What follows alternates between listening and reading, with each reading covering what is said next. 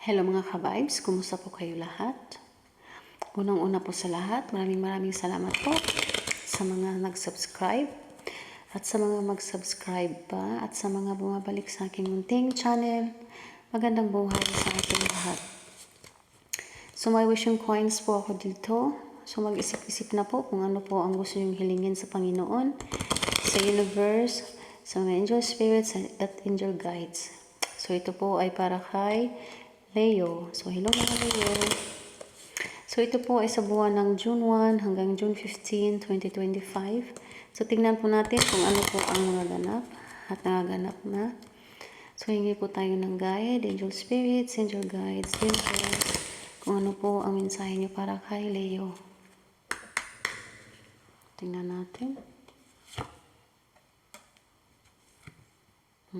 Oh. Wow.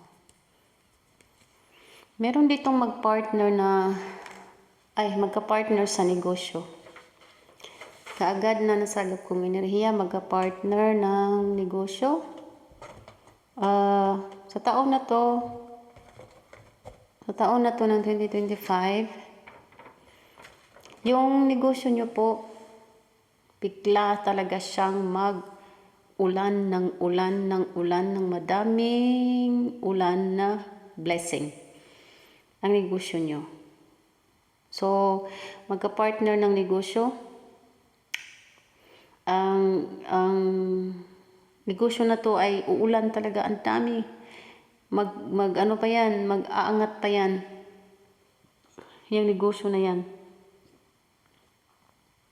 So, mag-partner ang nanuhan ko dito na enerhiya. Meron din dito nagtatrabaho sa grocery, mga groceryhan, department store, or tindahan, or maliliit na shops. Yan ang nanuhan ko ditong enerhiya. Medyo napapagod na. Pagod na yung spiritually, pagod na siya. Yung nasagap kong dito.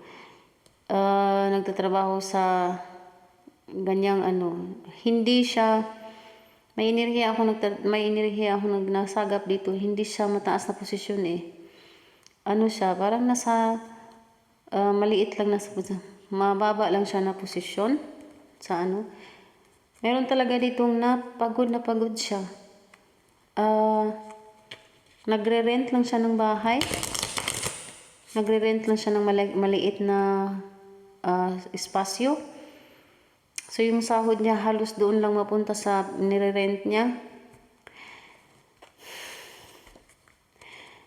Meron ditong maaga siyang magtrabaho, aga siyang gumising, tapos ang late na niyang umuwi, nag-overtime siya, parang ganun pa rin.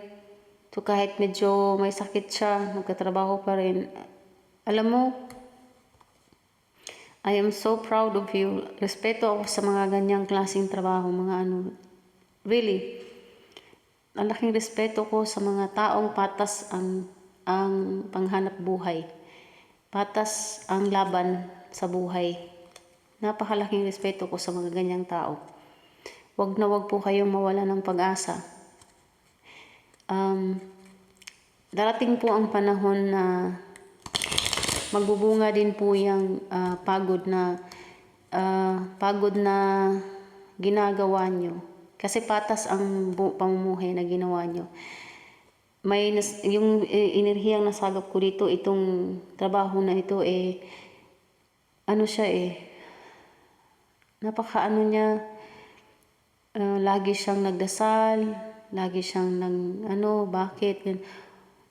Please po, magdasal po tayo. Huwag niyong tanungin ang Panginoon. Kasi ni isa sa atin, wala tayong karapatang tanungin ang Panginoon.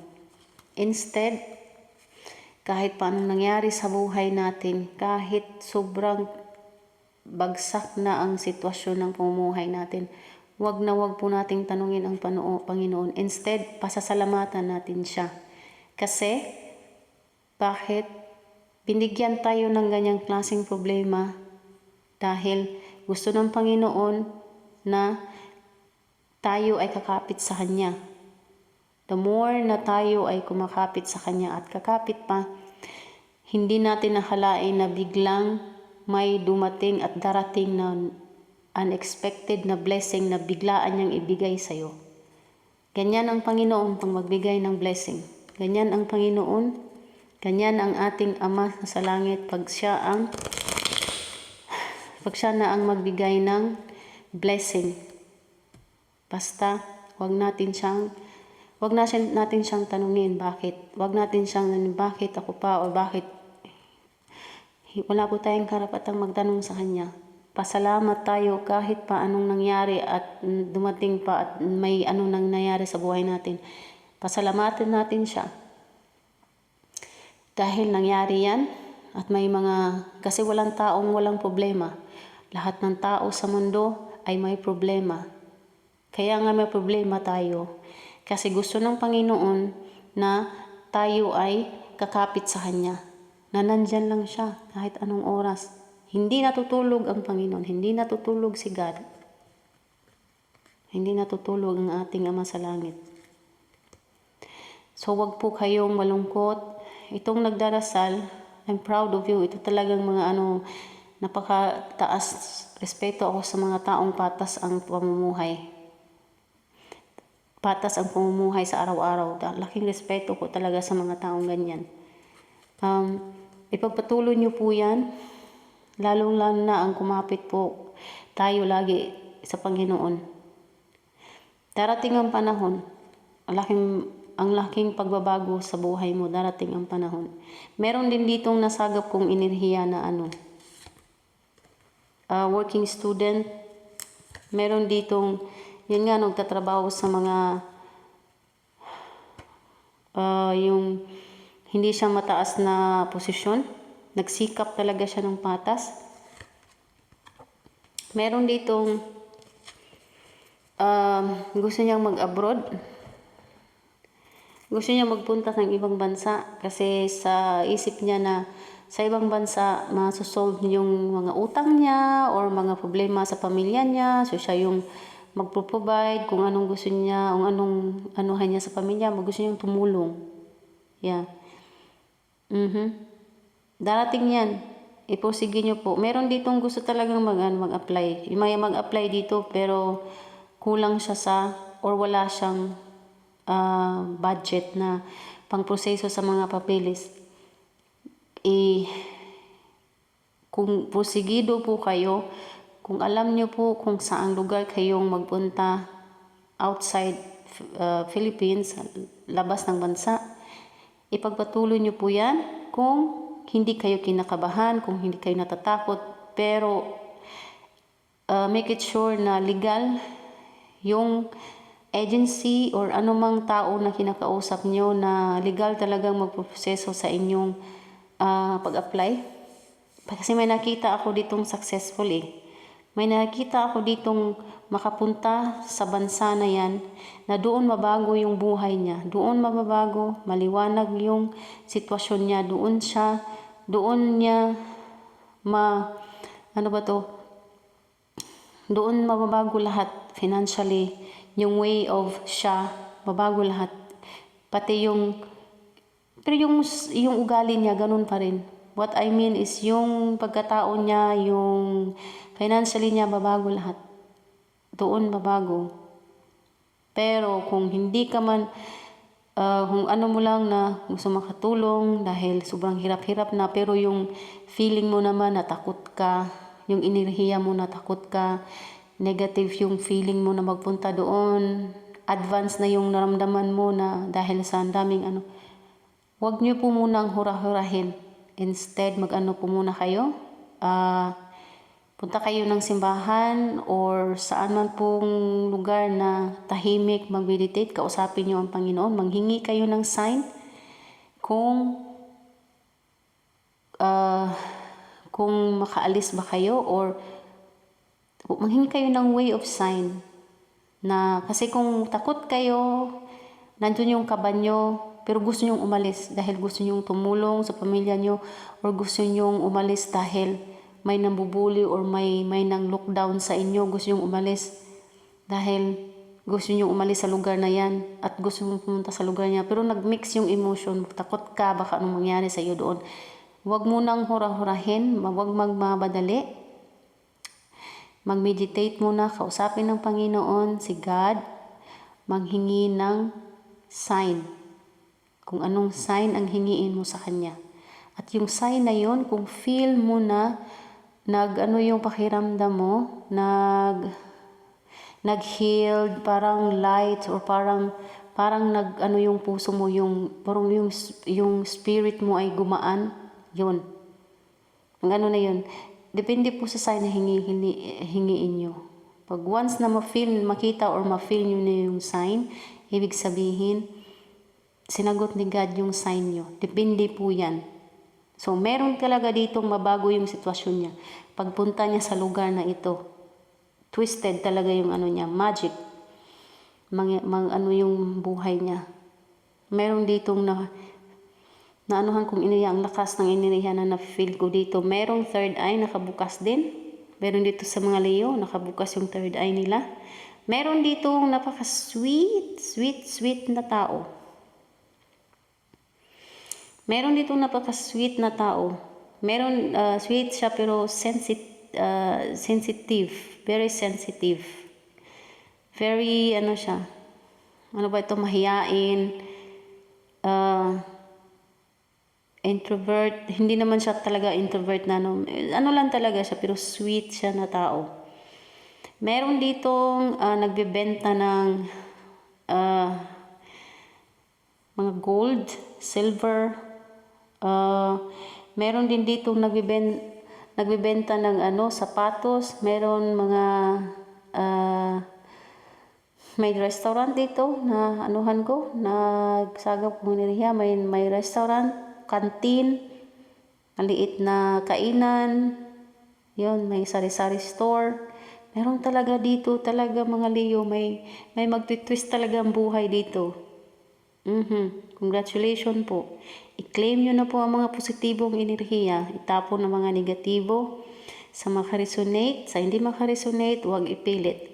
Basta talaga may magtitwist ang buhay dito in a positive way. Congratulations. May numero 7, 15, 29, 50. Yan ang mga numerong na kuha ko dito sa enerhiya ni Leo. Meron ditong may single parents. May single parents dito. May masculine akong enerhiyang nasagap dito. Ito ay, ibig sabihin masculine lalaki. May enerhiya ako dito. Nag-edad siya ng mga 20 above. 27, 29, 26, 20, yan. Yung mga 27, 28, 29, yung mga na yan. Hindi pa siya hindi pa siya kasal. Wala siyang jowa. Wala siyang karelasyon. Pero may nagustuhan na siya. Pero takot siyang ligawan. O siya ikaw yung niligawan at takot kang sagutin yung taong naligaw sa'yo. May enerhiya din akong nanuhan dito yung mga parents. Mga parents po, wag po masyadong ibabad yung mga anak niyo sa cellphone. Meron ditong sobrang spoiled na anak. Huwag yung masyadong spoiled yung mga anak niyo, mga mami, daddy, nanay, tatay, papa, nanay, mama.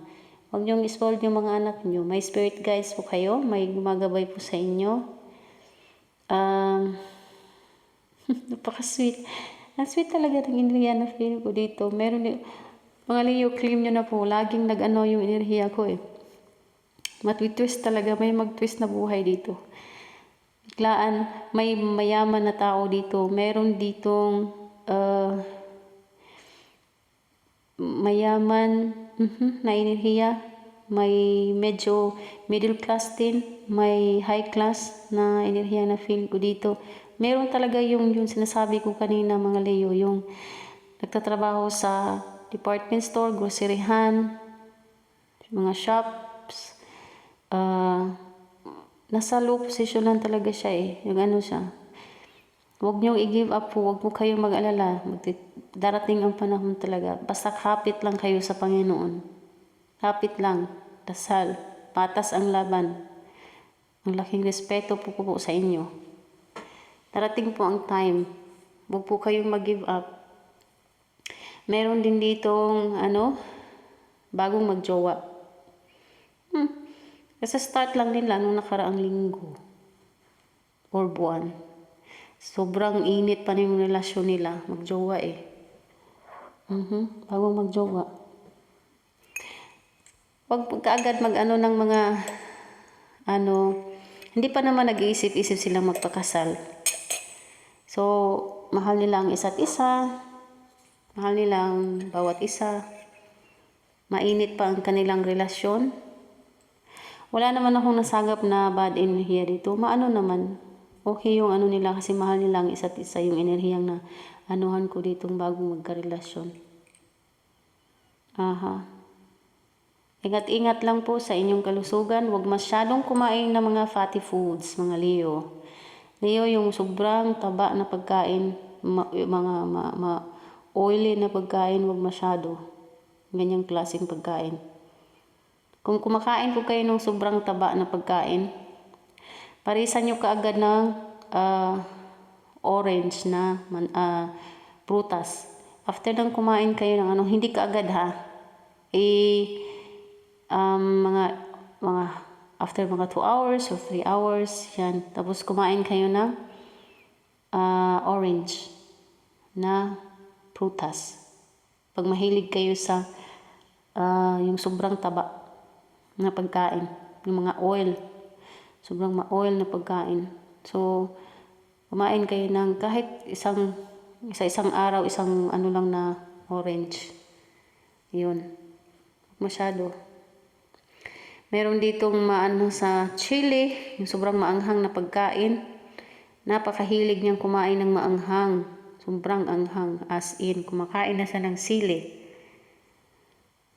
Maganda naman yung sili kasi yan eh. Pang din yan, pang diet. Pero pag kumakain po kayo ng sili, wag niyo pong masyadong kasi may naanuhan ako dito na sumasakit na yung nyo eh. May acid. Parang nagfa-fire, na yun, maapoy na yung nyo sa sobrang sakit. Yung parang may dito na natutulog na hindi na parang tulog niya, na yung likod dito sa may niya. Yung unan niya, parang natutulog siya pero pa kalahati. Hindi talaga siya kasi yung acid niya eh. So, huwag masyadong sa maanghang, yung mga oil. Tsaka yung kain nyo, nyo sa tamang oras. Huwag yung kain na late. Huwag yung kain na, lalo na pag mag-start na ng mga alas 8, alas 9, mga ganyan, late na yan. Huwag masyadong tamang oras kasi may problema kayo sa acid eh. May acid, may kayo. Pa-check nyo yan para maagapan yung may gamot na ibigay sa inyo yan ng doktor. O di kaya kumain kayo ng pag may naramdaman kayong ganyan, kumain kayo ng yogurt. Yun. Para makalma yung acid na naramdaman nyo. Kaya magkain kayo ng yogurt. Yung talaga, depende po yan sa yogurt. Yung pure or with siya, sa yogurt. Makakalma yung naramdaman nyo na acid sa inyong lalamunan yung nyo. Yes po. So, may yes or no po ako dito. Yes or no na coins. So, mag-wish-wish, mag-isip-isip na po mga Leo kung ano pong gusto nyong i-wish. So, 3 seconds lang po ito. Pwede nyo pong ihinto muna yung video. At saka i-play nyo na pag handa na kayo sa inyong wish. So, 3 seconds lang po ito. Handa na po ba kayo, mga Leo? So, ipasok natin to sa mahiwagang baul. So, ipinkling na natin. 3 seconds lang po ito, mga Leo. So, 3, 2, 1. Tingnan natin. Oh. Ay, no daw po muna, mga Leo. So, hindi daw po muna sa ngayon, mga Leo. So, sa sunod maging yes na yan. So, huwag pong maging emotional. Huwag pong maging sad. May rason ng Panginoon bakit hindi daw po muna sa ngayon. So, Maraming salamat sa panonood. Hanggang dito na lang po muna tayo. Hanggang sa muli. Paalam.